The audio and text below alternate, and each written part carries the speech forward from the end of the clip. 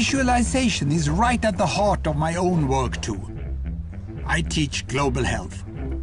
And I know having the data is not enough. I have to show it in ways people both enjoy and understand. Now, I'm going to try something I've never done before. Animating the data in real space, with a bit of technical assistance from the crew. So, here we go. First, an axis for health, life expectancy, from 25 years to 75 years. And down here, an axis for wealth, income per person, $400,000, $4,000, and $40,000. So down here is poor and sick, and up here is rich and healthy. Now, I'm going to show you the world 200 years ago, in 1810. Here come all the countries. Europe brown, Asia red, Middle East green, Africa south of Sahara blue, and the Americas yellow. And the size of the country bubbles show the size of the population. And in 1810, it was pretty crowded down there, wasn't it? All countries were sick and poor. Life expectancy were below 40 in all countries.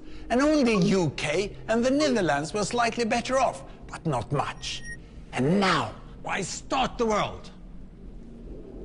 The Industrial Revolution makes countries in Europe and elsewhere move away from the rest. But the colonized countries in Asia and Africa, they are stuck down there. And eventually, the Western countries get healthier and healthier. And now we slow down to show the impact of the First World War and the Spanish flu epidemic. What a catastrophe! And now I speed up through the 1920s and the 1930s. And in spite of the Great Depression, Western countries forge on towards greater wealth and health. Japan and some others try to follow, but most countries stay down here. Now, after the tragedies of the Second World War, we stop a bit to look at the world in 1948. 1948 was a great year. The war was over, Sweden topped the medal table at the Winter Olympics, and I was born. But the differences between the countries of the world was wider than ever. United States was in the front, Japan was catching up. Brazil was way behind, Iran was getting a little richer from oil, but still had short lives. And the Asian giants, China, India, Pakistan, Bangladesh, and Indonesia, they were still poor and sick down here.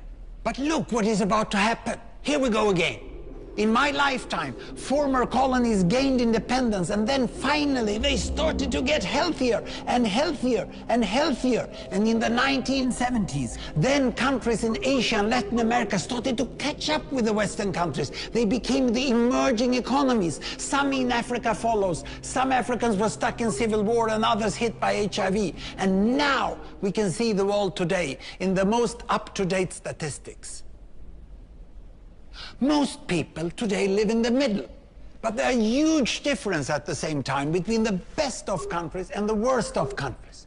And there are also huge inequalities within countries. These bubbles show country averages, but I can split them. Take China, I can split it into provinces. There goes Shanghai. It has the same wealth and health as Italy today. And there is the poor inland province Guizhou. It is like Pakistan. And if I split it further, the rural parts are like Ghana in Africa.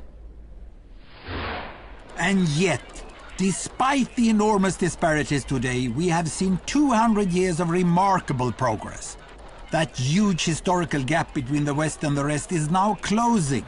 We have become an entirely new converging world. And I see a clear trend into the future. With aid, trade, green technology and peace, it's fully possible that everyone can make it to the healthy, wealthy corner. Well, what you just seen in the last few minutes is a story of 200 countries shown over 200 years and beyond. It involved plotting of 120,000 numbers. Pretty neat, huh?